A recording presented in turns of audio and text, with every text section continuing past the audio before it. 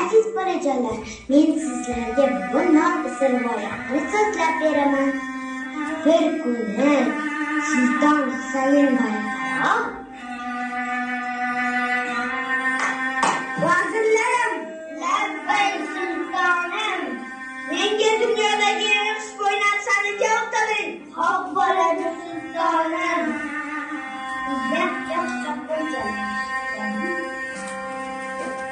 Buyurun sultonim.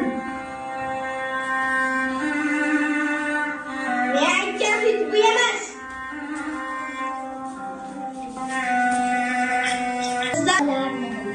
Boshliga qattiqdi. Oxiri Navoiyning oldiga borishimda. Hazratning oldiga boramiz. Assalomu alaykum Hazrat Navoiy. Va alaykum assalom. Xush kelibsizlar. O'tiringlar. Sizdan nima shamollga uchiryapti? Sultonimiz dunyodagi eng xushbo'y narsani ko'ngillar topdi. Bizni qutqaring. Halokatdan qutqaring. Sizlar saroyga boraveringlar.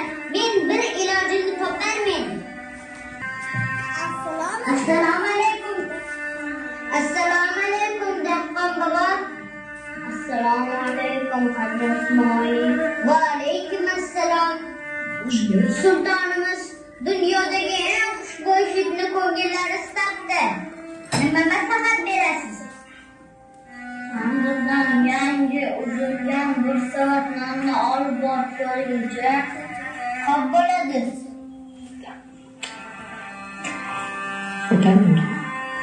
Otam menga dunyodagi eng boy hiddan non isidan ko'ra yoqimliroq hid yo'q ekan deganlar. Xo'p bo'ladi. Navoiy xursand bo'lib bir savat non bilan saroyga boribdi. Saroyni non isi tutib, hammaning dimog'ini yashnatib yuboribdi.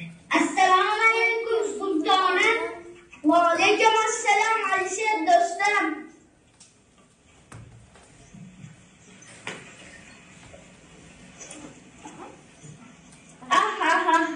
Ko'nglimni topibsiz-da.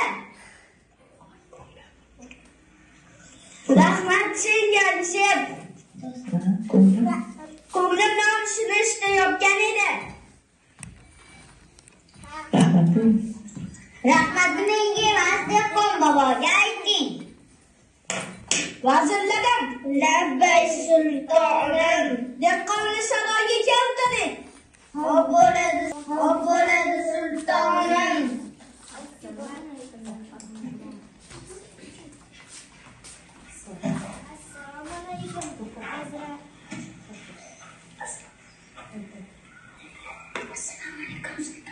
Assalomu alaykum sultonim. Va alaykum assalom. Vazirlarim, labbay sultonim. Dehqonga bosh-oyoq sarpo keltiring. Xo'p bo'ladi sultonim.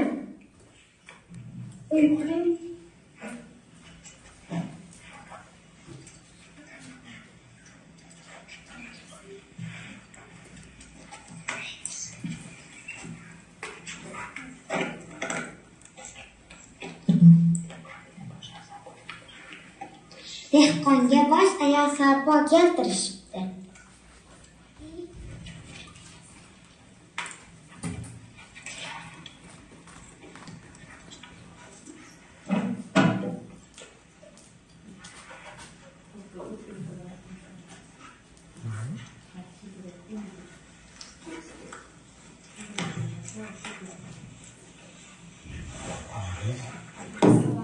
Rahmat.